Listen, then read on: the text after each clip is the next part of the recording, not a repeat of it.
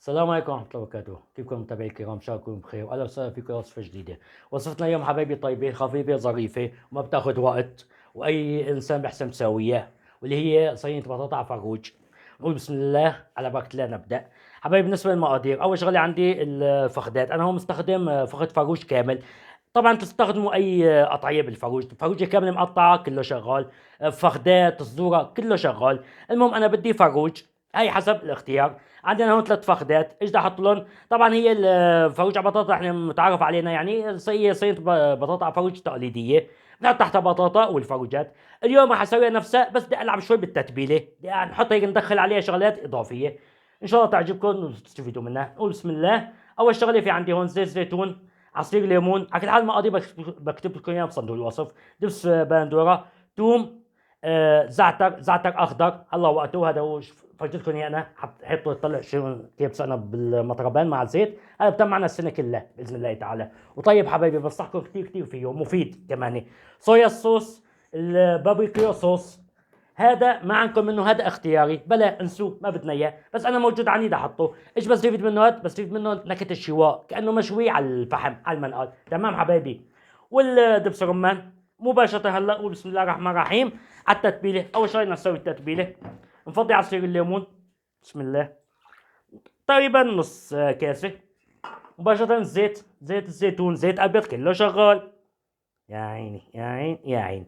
هي يا حبايبي يعني الوصفه هي باساسها الثوم والليمون. وهون عندي انا معلقه ثوم كبيره كمان فضيه، انا مفرزه يعني حيطه بالفريزر، شايفين جامد شوي ما بأثر. غيره الزعتر كمان معلقه كبيره تقريبا، كمان نزلها كلها ما بنعيب شي طاوه. ايش تم عندي؟ صويا صوص كمان ما عندكم ما في مشكله، بس هذا كمان بيعطي نكهه طيبه للفروج. الدبس الرمان كمان تقريبا كفي هيك، طيبه كمان قد يعني هالكاسه هي. البابريكا صوص، هذا هيك نعمل هيك خضر هي. يا رب بسم الله الرحمن الرحيم. نعصر لنا شوي،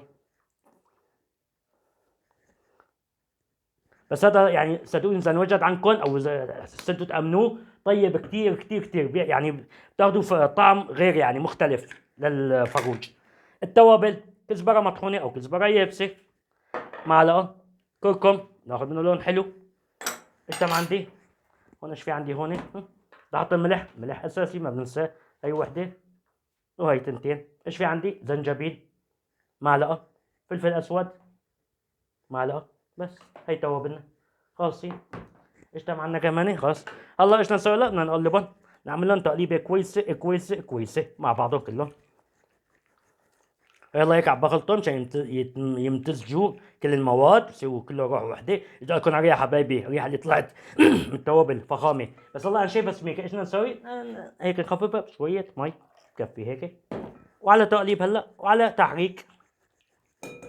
ويا حبايبنا الله بعد ما خلطناه على السوا تاكدنا انه امتزج كله مع بعض. الله نرجع الفخدات يا رب بسم الله الرحمن الرحيم.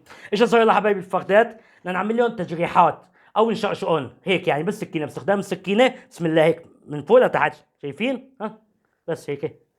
وما سماها حسنتوا هيك كمان غص كمان كله شغال. ايش الغايه؟ انا مش ادخل التتبيله جوا، مش ادخل التتبيله جوا على جوات اللحم، باخذ نكهه اطيب، شايفين هيك؟ ها وهيك كمان نفس الشيء كمان. يا سلام، شايفين الجروحات هي ما احلاهن، نستفيد منه كثير مع الغز كمان نغزهم.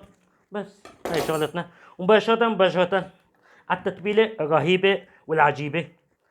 صدقوني يا حبايبي اذا اشتغلتوها مثل ما اشتغلتوا وحطيتوا المكونات اللي حطيتهم، راح تاخذوا يعني صينية بطاطا على فروج يعني مختلفة عن كل شيء اللي بنعرفه، كل شيء اللي اكلناه القديم يعني. شيء طيب طيب، وخاصة الزعتر، الثوم، الليمون، كله هذا يعني بيعطي نكهة طيبة. يا حبايبي هلا قلبناهم على السوا شايفين؟ خاصة المحل الجوح اللي سويناه هون، شايفينهم وين هدول؟ شايفين هيك نفتح هيك وندخل كل التتبيله جوا، كلها هدول كمان هيك. شايفين ايش الصغير من هدول؟ يعني هدول ضروري تظبطوهم حبايبي، حاولوا انه لا تستغنوا عنهم. وهلا على البراد بس بعد ما قلبناهم ساعتين 3 4 لتاني يوم كله شغال. شو بدكم عيفون، كل ما تعرفوا اكثر كل ما بناخذ نكهه اطيب. والله على البراد باذن الله تعالى.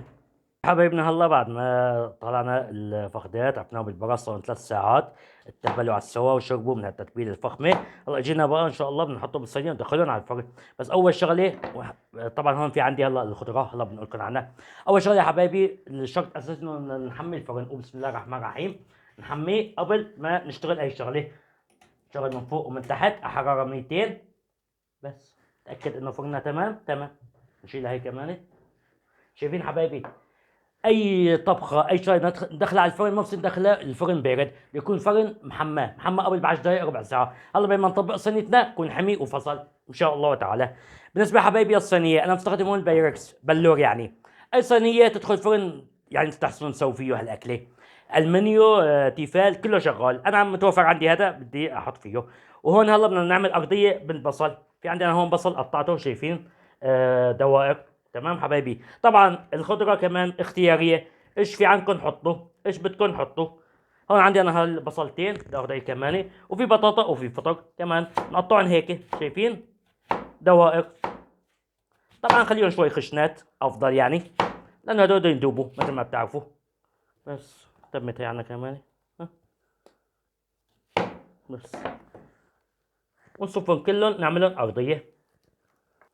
وهي البطاطا كمان حبايبي كمان نفس العمليه، كمان بقطعها كمان دوائر. تحبوا تقطعوها اقلام كمان شغال، تحبوا تقطعوها مكعبات، القطعيه اللي بدكم اياها اللي بتحبوها اشتغلوها، ماكم مقيدين باي شيء، كله اختياري حبايبي.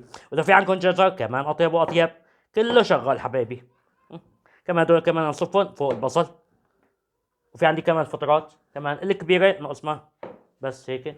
مثل هون عندي هون هدول هذا صغار، هدول بحالهم نحطهم هيك على الزوايا يعطونا شكل حلو وطعم طيب باذن الله تعالى. هدول ما بدهم، هدول بدهم يذوبوا يعني تعرفوا.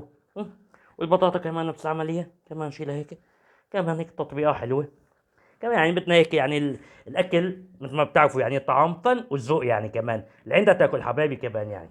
شو بدنا نحسن هيك طلع ايش في عنا هيك فن هيك احاسيسكم فنكم كله تطبيق الاكله بتطلع معكم ان شاء الله اطيب اكله باذن الله تعالى. هي حبايبنا هلا طبقنا البطاطا حطينا فوق الفطر. هلا ايش بدي اعمل لهم؟ اعطيهم رشه ملح. نمسك هيك بايدنا الشمال ان شاء الله هيك ها. بس رشه ملح حبايبي، ورشه فلفل اسود كمان. يا عين يا عين يا عين يا عين. بس خالص مباشرة هلا حبايبي نجيب فخداتنا اللي مثل ما قلت لكم صار لهم ساعتين تقريبا 3 ساعات بالبراد. شربوا من كل التتبيله. قول بسم الله الرحمن الرحيم. كلهم حبايبي نقصهم ونطبقهم هون. بس هيك نحافظ على الجلد. الجلد حبايبي الا الجلد، لانه اذا ما في جلد بنشفه بعدين. الجلد هو اللي بيعطينا طراوه للفروجات. ونسيت اقول لكم انه هدول انا نقعهم بمي وخل وليمون شغله 3 4 ساعات، ما كان فيهم لا ريحه لا زنخه لا ابدا بعد ما غسلتهم. بنصحكم كثير كثير بهالمحلول هذا. لا هي نعمل هيك شو رايكم هيك احلى، وهي كمان هيك نعمل هيك. بس شايفين شلون؟ هلا هالتبله هي ما راح نكبها حبايبي، مباشره كل هالقطايب هي راح ننزلها فوق هالخلطه الجميله والرائعه. نعمل هيك كمان بايدنا ما ضعيف ولا حباي. كلها هي قطايب حبايبي، قطايب. بس نوزعهم هيك. شايفين هلا التجريحات هدول، شايفين شلون هلا دخلت التبله لجوا. راح تاخذوا ان شاء الله طعم طيب كثير. ومثل ما قلت لكم الجلد هيك نعمله هيك نظبطه مشان ناخذ هيك منظر حلو يعني مثل ما قلت لكم. بس خالص هلا ورق زبده وسلوفان نشلح كفوفنا ونغطيه ان شاء الله. ويا حبايبنا هلا ورق الزبده كالعاده نبخها مي او نبلها مي مشان تنمد معنا على السوا. وحبايبي ورق الزبده يعني حصرا لهالاكله يعني لا تستغنوا عنها لعده اسباب. اولا مشان تفادي يعني المشاكل، ما بصير عندنا تفاعل من القصدير، مشان الصحه العامه خاصه للاطفال هي كثير ركزوا عليها. ثاني شغله انه القصدير اذا حطيناه لحاله هلا على الفروجات او على الفخدات لما بدنا نيجي نقشره بده ينقشر معنا الجلد، يعني ما راح ناخذ منظر كويس يعني الجلد كله راح يروح. لذلك انا لا بحط انا ورق زبده وببلها هيك بالمي شايفين مثل ما انا سويت هيك. هلا مباشره ورق القصدير. انا هون عندي هي بلور يعني تسكيرها صعب. اذا عندكم انتم الالمنيو لها حفه لها شفه حاولوا تسكروها على السوا بس. وعلى الفرن مباشره. هلا فرنا شوفوا حبايبي شايفين انا حاطه حراره 200. في عندي انا هون ضوء هلا فصل. هلا ايش بدل هالشيء هذا لما بطفي الضوء انه صار فرني حرارته الداخليه 200. هلا صار جاهز انه يستقبل الصينيه. قبل لا ما بنصح بهالشيء هذا. يا رب قول بسم الله الرحمن الرحيم. طبعا شغال من فوق من تحت بحطه انا هيك بالطول يا رب بسم الله الرحمن الرحيم. هلا ضعيفه مغطيه ساعه ونص على حراره 200 شغال من فوق ومن تحت. بعد ساعه ونص نكشفها ونحمرها ان شاء الله تعالى. خليكم معنا متابعينا.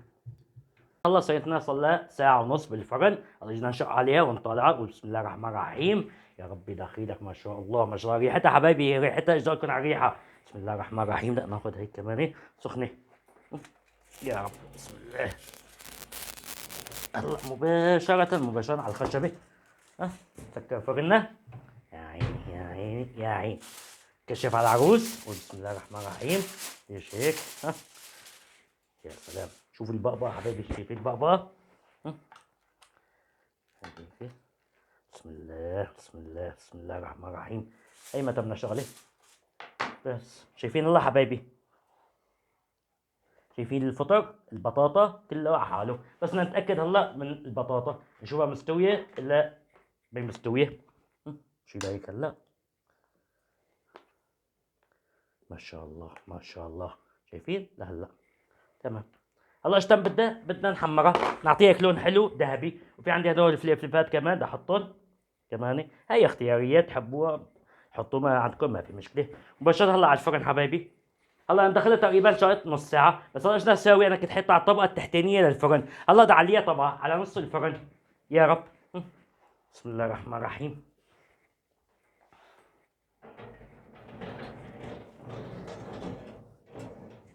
بس وشغال من تحت ومن فوق، ضعيف وشغال من تحت ومن فوق، مشان كمان هالمية كمان تنشف ويتحمر وجهها نص ساعة زائد ناقص. شوف ان شاء الله مرحلة تذوق.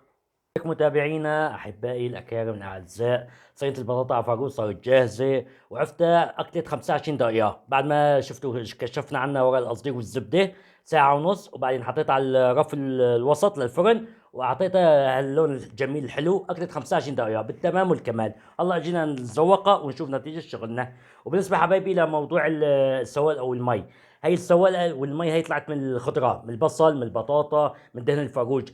شفتوا انا مي ما حطيت، انتم ما بتحطوا مي خالص فقط للتتبيله. تتبيله انا كسرتها بشويه مي تقريبا نص كاسه شاي. يا بسم الله الرحمن الرحيم. يا الله يا الله. شوفوا الذهب حبايبي، شوفوا الذهب، شوفوا. هي كمان البطاطا كمان حط هيك بطاطا وشوي عنا هون كمان فطر.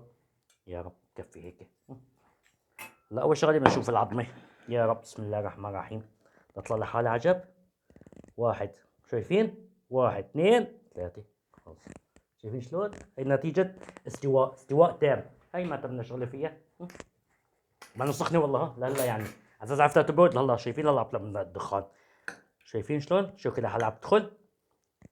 شي ذهب حبايبي، ذهب. وصينية بطاطا على فروج، يعني ما سوينا شي نفس الصينية اللي بنعرفها، بس لعبنا شوي بالتتبيلة، زبطنا تتبيلة جديدة وكويسة. بنصحكم كتير تجربوها. وبسم الله الرحمن الرحيم.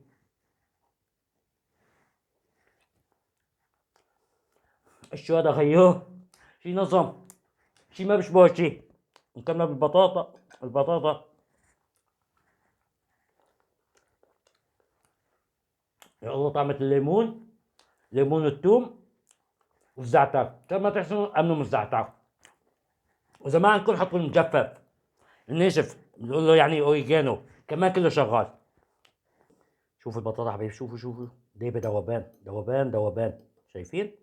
وهي الفطر كمان. يا سلام يا سلام. لحق بلحمه.